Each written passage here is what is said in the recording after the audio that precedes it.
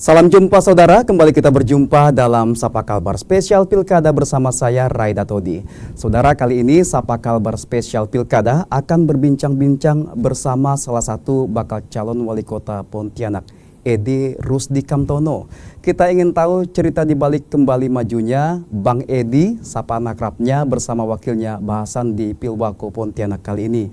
Dengan tema kembali majunya Edi bahasan di Pilwako Pontianak, langsung kita sapa saja. Bang Edi, apa kabar? Kabar baik. Assalamualaikum warahmatullahi wabarakatuh. Waalaikumsalam. Bang Ray. Kemarin kita langsung saja, kemarin sudah mengikuti tahapan pendaftaran, kemudian tes kesehatan. Bagaimana hasilnya, Pak? Ya, alhamdulillah semua proses sampai ke pendaftaran, tes kesehatan kita berjalan lancar ya. Dan alhamdulillah hasil tesnya juga baik ya, tidak ada kendala apapun.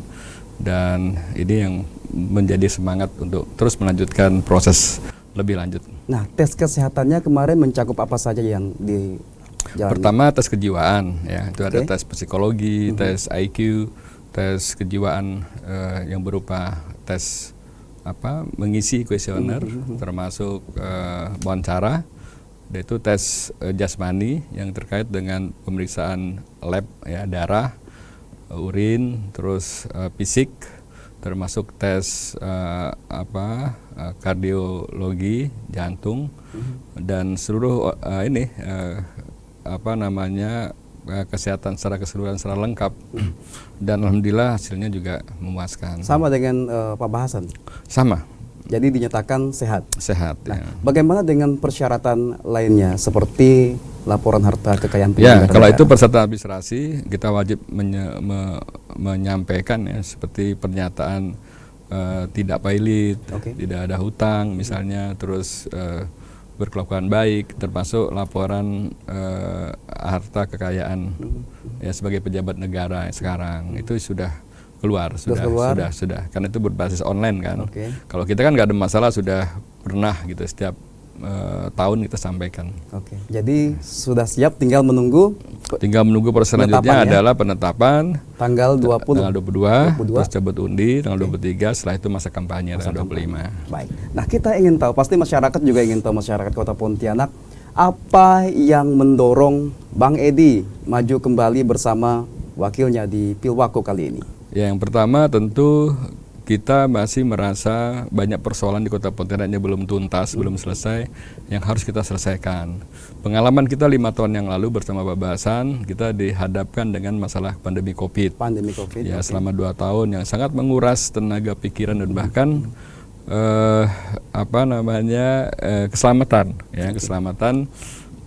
Saya juga sempat terkena COVID ya misalnya, terus bagaimana kondisi masyarakat saat itu, sehingga target RPJMD 2018-2024 yang sudah kita susun, yang sudah kita targetkan berjalan baru 1 tahun di 2020, ternyata kita dihadapkan COVID sehingga ada stagnan atau bahkan ada penurunan target. Nah, alhamdulillah di 2022 kita bisa recovery, dan di 2023 akhir target itu bisa tercapai dan bahkan bisa melebihi, artinya kita bisa melewati itu.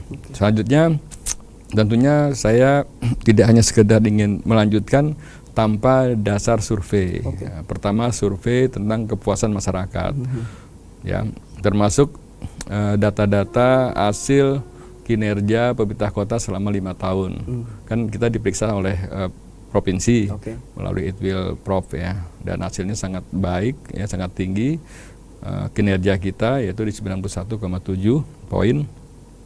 Terus indikator capaian yang kita seperti IPM, target kita 80, di angka 80 ternyata kita bisa 81,6. Ini sangat-sangat tinggi. Jauh di atas rata-rata nasional yang hanya 72,4 ya. Provinsi juga masih di angka 60-an, 68 kalau tidak salah.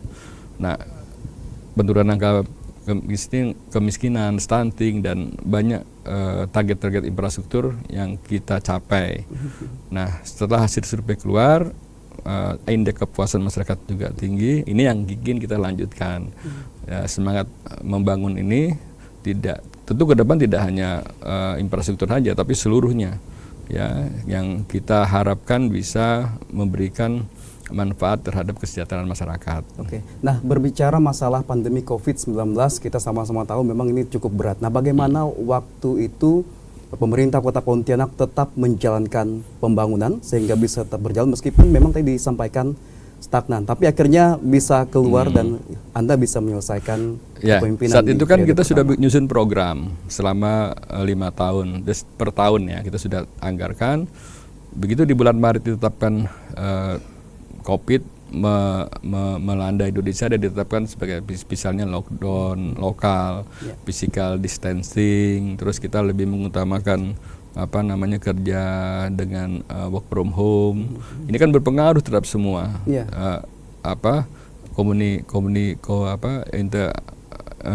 Komunikasi atau physical distancing diterapkan, artinya interaksi masyarakat dibatasi ya, aktivitas juga. Ini sangat berpengaruh terhadap perkembangan pertumbuhan ekonomi melambat, terus capaian-capaian kita menurun. Kan itu berpengaruh, termasuk recomposing anggaran yang harusnya kita sudah tetapkan untuk pembangunan misalnya hal di bidang apapun. Kita harus mengutamakan masalah kesehatan, masalah sosial. Ya, jadi itu yang akan dipercepat nanti pembangunan yang banyak tertunda ini. Sebenarnya tidak juga.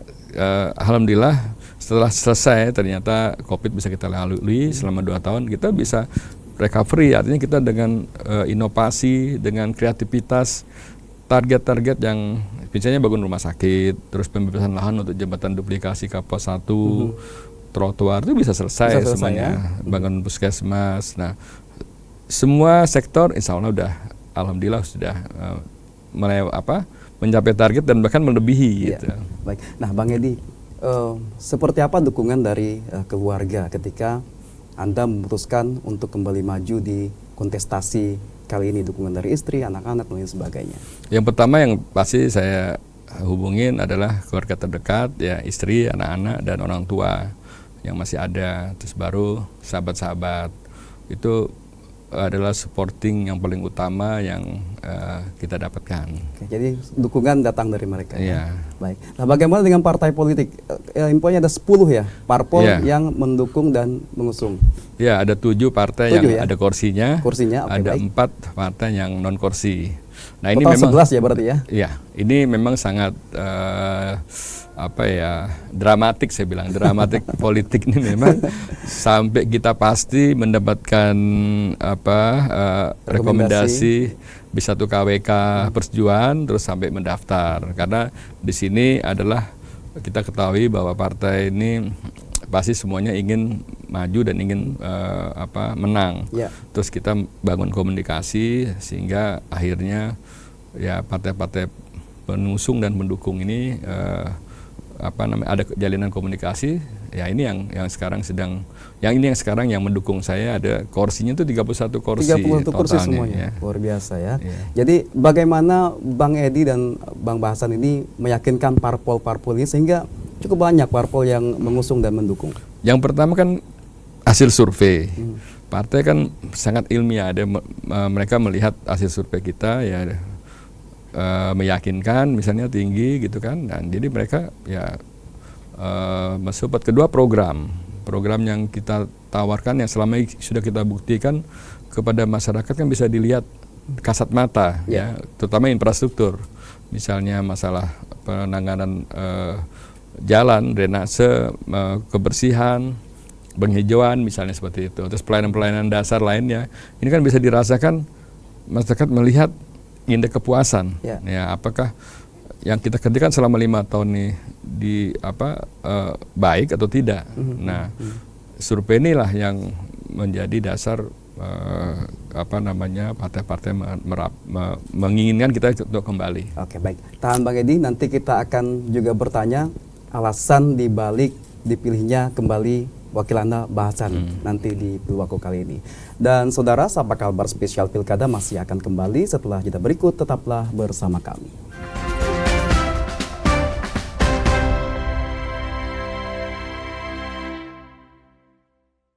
Anda masih bersama kami di Sapa Kalbar Spesial Pilkada. Masih dengan tema kita kembali majunya Edi Bahasan di Pilwako Pontianak 2024 dengan narasumber kita bakal calon wali kota Pontianak Edi Rusdi Kamtono. Tadi kita sudah membahas tentang di balik majunya seperti apa sejarahnya sampai maju. Nah, di segmen ini saya ingin menggali kenapa harus Bahasan kembali yang menjadi wakil Bang Edi.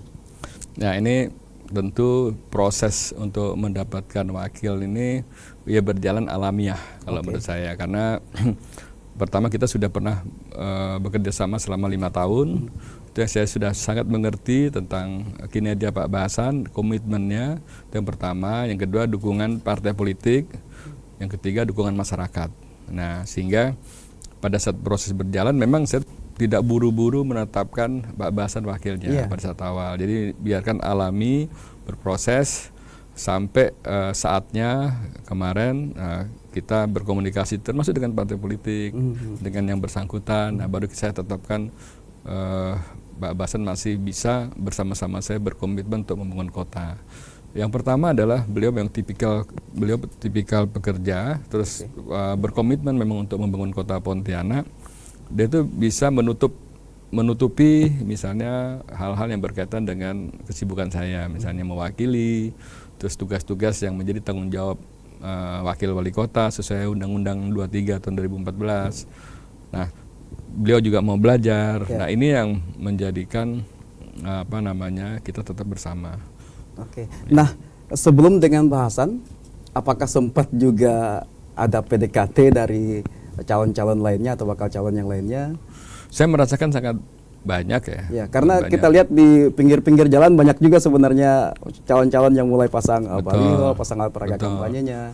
Sangat banyak memang yang ingin mendampingi saya, terutama dari masyarakat, kalangan pengusaha, dari partai politik yang ingin mendampingi. Nah, itu hal yang wajar dan lumrah dalam proses demokrasi sekarang ini, termasuk dari dari akademisi juga ada. Oh, sempat berdiskusi. Baik yang langsung menghadap, ada pun yang melalui perantara atau perwakilan. Nah, bagaimana Bang Edi akan melanjutkan pembagian tugas ini? Kita ketahui sudah melewati tahapan pertama di kepemimpinan pertama kemarin dan bisa tetap akur dengan wakil. Kalau saya yang pertama, aturan sudah sangat jelas di Undang-Undang Nomor 23 itu, pembagian tugas kepala daerah dan wakil kepala daerah, terus fungsinya juga itu sangat jelas. Cuman mungkin untuk yang periode kedua, insya Allah kalau ditakdirkan nanti, saya lebih ingin banyak di lapangan, lebih detail untuk melihat secara langsung dampak yang kita lakukan terhadap masyarakat. Artinya saya ingin tahu langsung sehingga ini mungkin bisa lebih bermanfaat keberadaan kita di lapangan dan kepedulian itu yang paling penting. Nah, Pak Wakil mungkin di hal-hal administrasi juga, walaupun tetap beliau kita inginkan ke lapangan. Karena kalau pemerintah kota ini kan kita langsung berhadapan dengan masyarakat. Kita ini kan sebenarnya melayani masyarakat ya sebaik mungkin. Misalnya mempermudah, mempercepat proses, memberikan kenyamanan masyarakat untuk berusaha, untuk hidup, untuk mendapatkan hak-haknya. Mereka berada di negeri atau di kota Pontianak ini. Seperti misalnya keinginan atau kebutuhan yang mendasar, seperti air bersih, pelayanan sampah, sanitasi, terus pendidikan, akses pendidikan yang mereka harapkan sehingga anak-anaknya ini bisa sekolah tinggi, kesehatan. Nah, target kita kan 100% UHC, Universal Health Corporate, BPJS itu tadi, termasuk insentif bagi pekerja-pekerja sosial, terus guru-guru tradisional, guru-guru keagamaan tradisional, RT RW kita tingkatkan. Nah, setelah itu terhadap ASN dan ASN ini kan ada ASN pemerintah kota dan guru-guru. Nah, ini akan kita tingkatkan kesejahteraannya supaya mereka bisa fokus dan bisa lebih optimal untuk memberikan segala kompetensinya untuk masyarakat. Oke. Nah, Pilwako kali ini nyaris cuma satu pasangan calon, Iya. nyaris cuma Anda dengan Pak Bahasan yang maju. Nah, sekarang Dua pasang. Sekarang ada dua pasang jadinya. Nah, bagaimana Anda melihat akhirnya ini tidak sampai dengan kota kosong untuk Pontianak? Memang ini proses ya, konstelasi. Jadi sebenarnya siapapun berhak untuk mencalonkan dirinya karena pesta demokrasi. Saya rasa nggak ada masalah kita berkompetisi, kan hanya berkompetisi pada saat Pilwako saja. Setelah itu kita ya bersahabat lagi. Nah, Bang Edi, lawan Anda mantan Sekda yang Betul. juga kemarin sempat sama-sama di Pontianak. Nah, ini seperti apa ini? Saya rasa saya sudah tahu kinerjanya, sudah tahu karakternya juga. Tinggal kok wakilnya saya nggak kenal, karena kayaknya baru ya di Pontianak ya, belum pernah saya lihat aktivitasnya di kota Pontianak khususnya. Saya tidak begitu kenal juga. Pak Seda saya kenal ya, dari teman dinas dulu saya kepala dinas PU, dia kepala dinas pendidikan, jadi sudah sangat tahu. Ya kita berkompetisi. Ya. Silakan adu program dan data dan sebagainya. Bang Edi sudah siap dengan Kalau saya siap, karena saya 33 tahun di pemerintah kota dan saya terjun langsung sehingga saya tahu permasalahan detail masalah kota Pontianak. Oke. Nah, Bang Edi, apa yang bisa dilihat masyarakat dari pasangan Anda dengan Pak Bahasan yang Anda bisa yakinkan ke mereka bahwa Anda memang layak untuk melanjutkan? Pertama, saya sudah buktikan komitmen membangunnya dari target-target yang kita masukkan ke dalam visi misi RPJMD. Seperti 5 tahun yang lalu saya membangun rumah sakit di Pontianak Utara selesai kan. Memang belum sampai optimal operasional karena ini masih ada kendala masalah alat kesehatan, dokter spesialis. Tapi insya Allah saya pastikan tahun pertama itu tuntas ya. Yang kedua jalan mantap yang targetnya hanya 87%, saya bisa mencapai 90% ke atas jalan kota Pontianak. Jalan lingkungan mantap yang targetnya hanya 85 sekarang sudah 90,7%. Ya, terus masalah genangan sudah berkurang sekitar 20%. Ya, tapi ini masih terus kita akan lakukan upaya sampai Pontianak ini bebas genangan. Terus stunting dari 24 ke 19 sekarang ke 16. IPM yang sangat menggembirakan saya itu. IPM ini kan salah satu indikator kemajuan suatu daerah. Itu indeks pembangunan manusia yang tadinya targetnya 80 di tahun 2023 ternyata kita melampaui bahkan di angka 81,6. Nah, itu target-target. Terus kita lihat infrastruktur, kebersihan, kita dapat sertifikat Adipura. Sebenarnya tinggal dikit lagi Adipura. Nanti di sebenarnya TPA ya. Termasuk pasar-pasar saya mau bikinkan pasar bersih tradisional. Dan saya yakin itu bisa saya lakukan. Waterfront, kita lihat kan penataannya itu sangat membangkitkan ekonomi. Nah, melihatnya gampang, kita mungkin tanya ke masyarakat. Sport tourism buktinya bisa membangkitkan semangat warga, terutama generasi muda untuk aktif ya, berolahraga. Nanti kita akan buat ruang terbuka hijau di mana-mana dengan fasilitas sarana olahraga baik prestasi maupun rekreasi.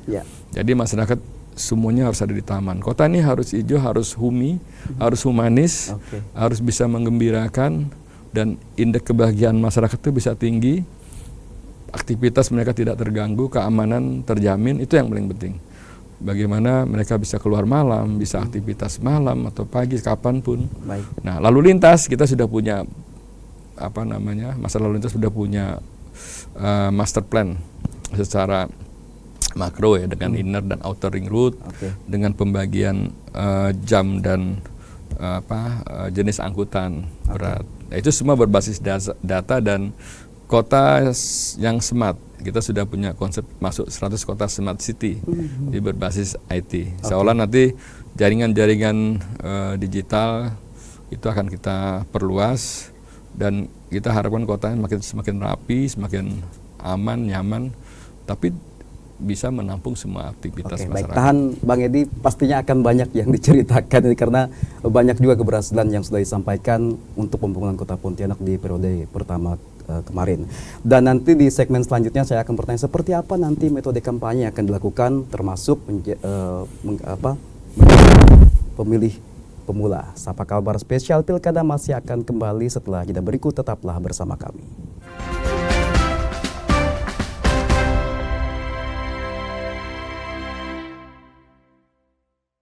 Terima kasih Anda masih bersama kami di Sapa Kalbar Spesial Pilkada, Mas, dengan tema kita terkait dibalik majunya Edi Bahasan di Pilwako Pontianak 2024. Kita akan bertanya seperti apa metode kampanye yang akan dilakukan nanti. Apakah masih dengan konvensional seperti dahulu, datang ramai-ramai ke titik-titik tertentu, atau seperti apa yang akan dilakukan nanti? Kalau saya ke depan ini metode kampanyenya tetap situasional, tapi lebih dominan ke metode kampanye dialog. Dialog ya. Dialogis, kita belusukan, terus juga kita sebarkan melalui media sosial. Kan sekarang memang peran media sosial ini sangat besar dalam rangka untuk menyampaikan informasi-informasi, program-program dan pencerahan kepada warga masyarakat bahwa Kota Pontianak ini punya keunikan tersendiri, kekhususan. Ya, pertama ada di topografinya, posisi geografinya di Pulau Kalimantan yang sekarang sedang viral IKN misalnya. Ya. Jadi ini harus bisa kita manfaatkan, termasuk perkembangan wilayah kota kabupaten sekitar. Nah, sehingga metode kampanye tetap nanti dialogis, terus kita ada pertemuan-pertemuan, belusukan, dan penyampaiannya tidak hanya secara offline tapi online juga. Oke. Nah, apakah akan ada kampanye akbar, Bang? Kita lihat nanti, kan besok dikasih jatah lah ya. Oke. Waktunya kita akan lihat nanti apakah kita tutup dengan kampanye akbar, lihat efektivitas dan tidaknya. Nah, bagaimana pasangan ini menggait pemilih pemula Gen Z yang mungkin ada juga yang masa bodoh dengan pelaksanaan pilkada serentak kali ini?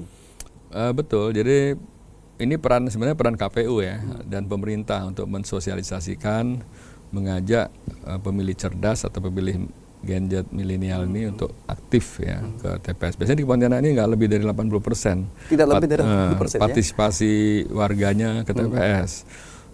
Itu udah beberapa kali pilkada yang kita analisis.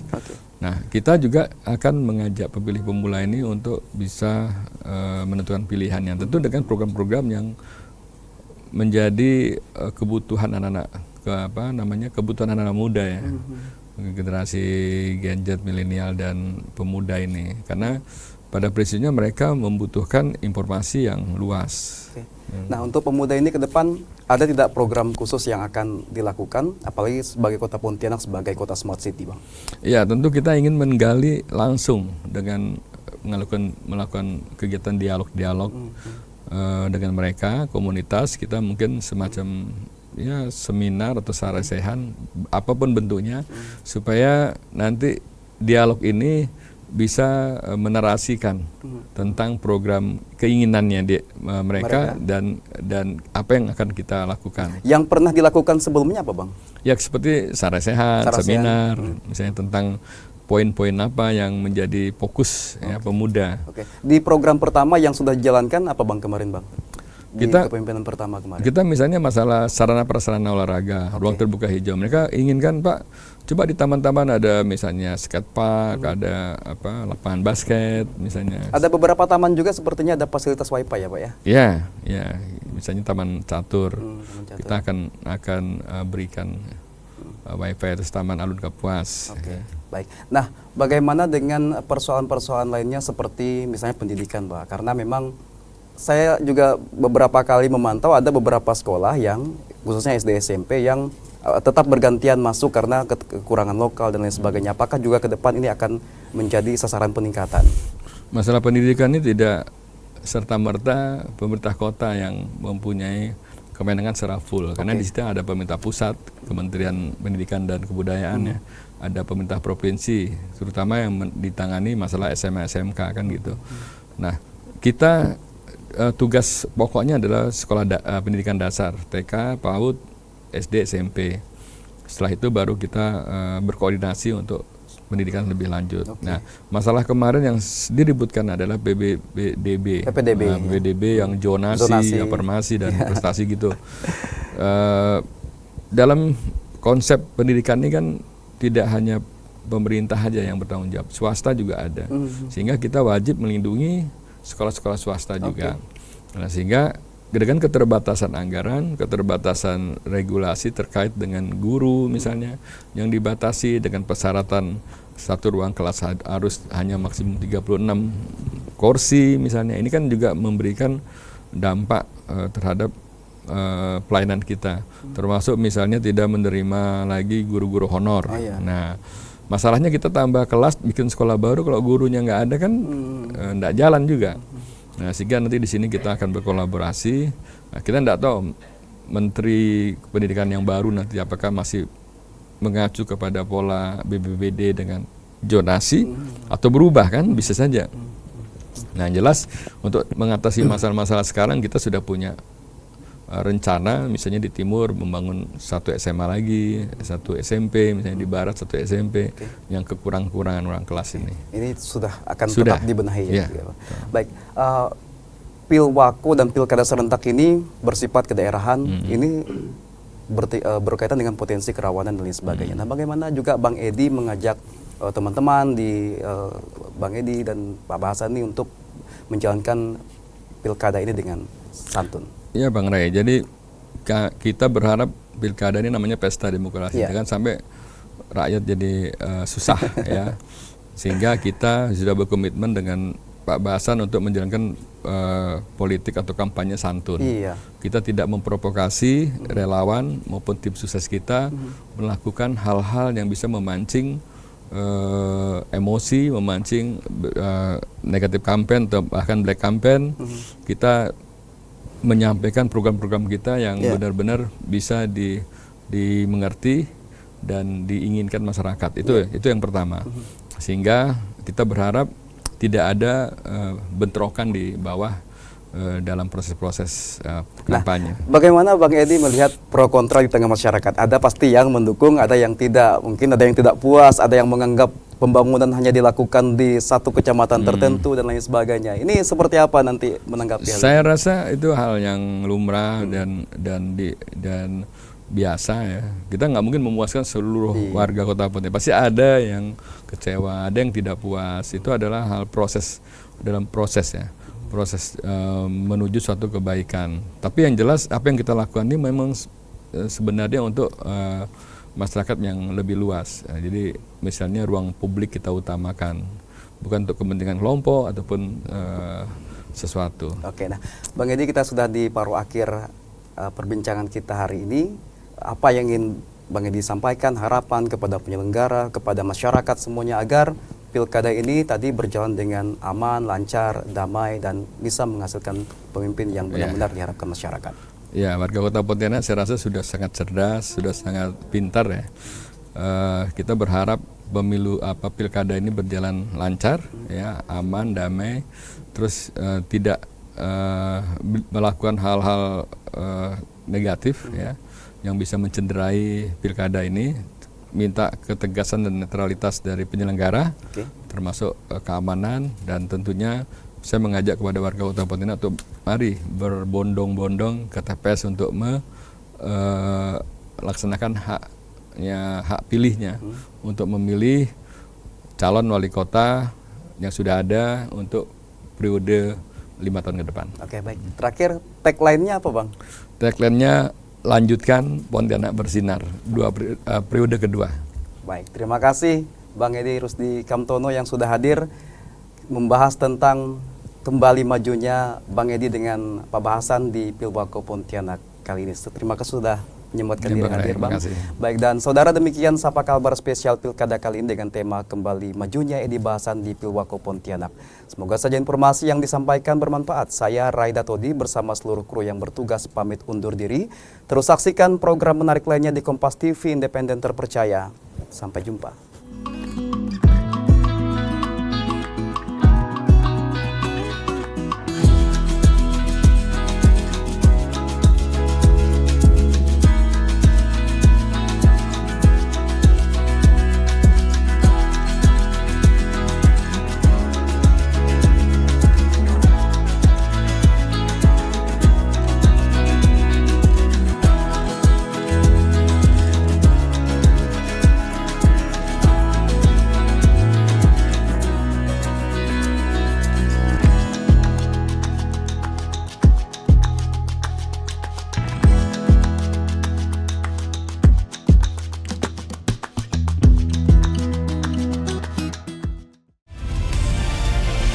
Kompas TV, independen, terpercaya.